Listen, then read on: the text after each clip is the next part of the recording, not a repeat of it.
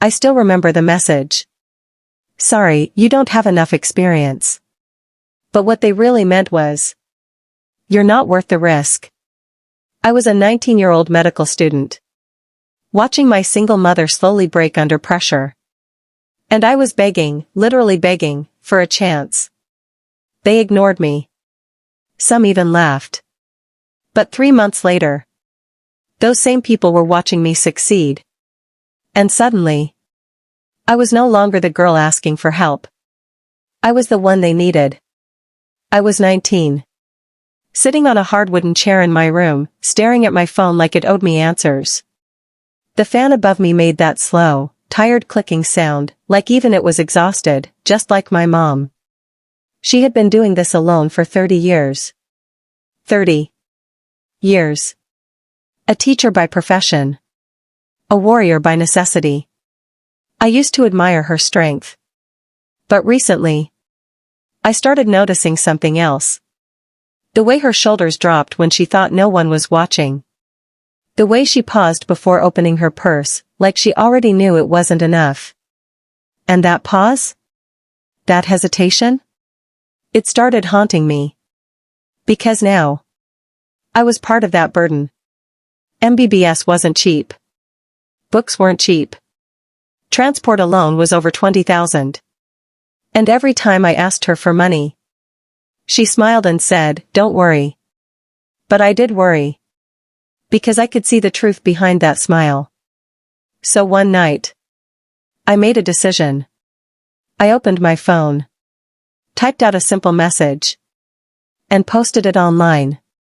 I'm 19F, just started university. I want to support my expenses. I'm responsible, a fast learner. I just need a chance. I read it 5 times before posting. My fingers hesitated. It felt like I was exposing my struggle to the world. But I pressed post anyway. And then, I waited. At first, nothing happened. Then a few notifications came in. I remember my heart racing. Like maybe, just maybe, this was it. But when I opened them, do you even have skills? Everyone wants easy money these days. Focus on studies instead of begging. Begging. That word hit harder than anything. My chest tightened. My fingers froze over the screen. I wasn't begging. I was trying. But apparently, trying wasn't enough for them. Days passed. A few people reached out. But most of them either offered unpaid work or ghosted me after one conversation. One guy even said, "You're a medical student? Why would I hire you? You'll quit anyway." I stared at that message for a long time. Something inside me shifted. It wasn't sadness anymore. It was something sharper. Something quieter. Something dangerous. That night, I didn't cry. I planned. I stopped looking for jobs. Instead, I started looking for skills. Every free moment I had, between lectures, during commutes, late at night, I used it. I learned content writing. Watched tutorials at 2x speed. Practiced typing until my fingers hurt. At first, I was terrible. My sentences felt forced. My ideas were messy. But I kept going. Because every time I felt like quitting, I remembered my mom counting money at the table. And suddenly, quitting wasn't an option. Weeks turned into months. Slowly, something changed. I got my first small gig. 500 rupees. It wasn't much. But to me, it felt like proof. Proof that I could. I didn't tell my mom. Not yet. I wanted to be sure. Then came the second client. Then the third. I improved.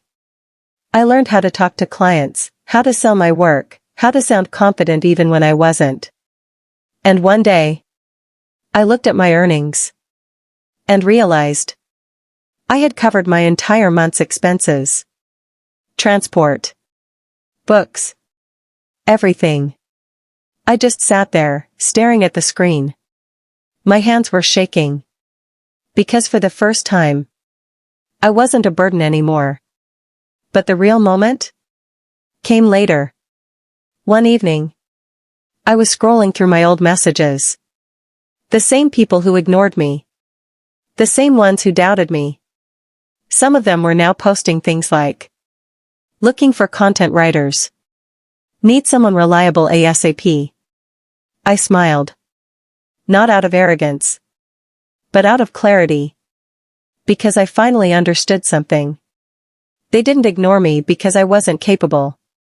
They ignored me because I was unknown. And now? I wasn't. A few days later, something unexpected happened. One of the same people who had rejected me earlier messaged me again. Hey, are you available for work? I stared at the message. My mind replayed everything. The rejection. The tone. The doubt. I could have ignored him. But I didn't. Instead, I replied. Yes. Here are my rates. And this time, there was no hesitation. No self-doubt. No begging. Just quiet confidence. He replied almost instantly. Okay, that works. And just like that, the power shifted. That night, I sat with my mom. She was marking papers, like always. I placed some money on the table. She looked at it, confused. What's this? I smiled. My expenses. She froze. For a second, she didn't say anything. Then her eyes filled with tears. And that moment? That was my real victory. Not the money. Not the clients. But that look on her face. Relief. Pride. Peace. The best kind of revenge isn't loud. It's not dramatic. It doesn't need shouting. It's quiet. It's growth. It's becoming so strong that the people who doubted you have no choice but to respect you. They didn't give me a chance. So I built my own. And in the end, I didn't just prove them wrong. I proved myself right. Sometimes, life won't give you opportunities. Sometimes, people won't believe in you. But that doesn't mean you're not capable. It just means you haven't shown them yet. If this story hit you even a little, drop a comment and tell me, have you ever been underestimated like this? And if you love stories about struggle, growth, and sweet, silent revenge, make sure you subscribe to Revenge_Ida 2.0. Because the next story might be even crazier.